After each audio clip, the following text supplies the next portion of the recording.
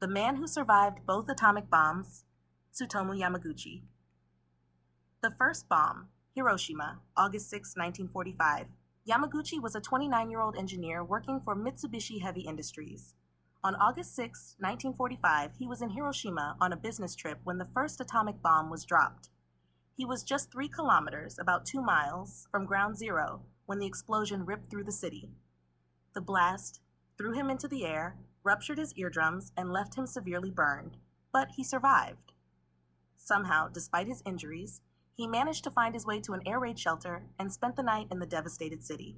The next day, he returned home to Nagasaki.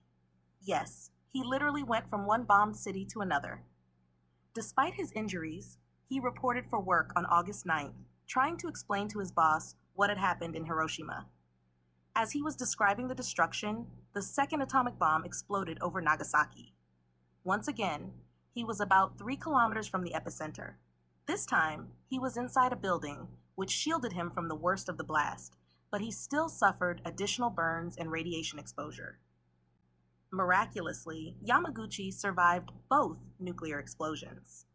He spent weeks recovering from his injuries, and despite experiencing radiation sickness, he lived a long life, reaching the age of 93 before passing away in 2010. He remains one of the only officially recognized survivors of both atomic bombings, Hibakusha.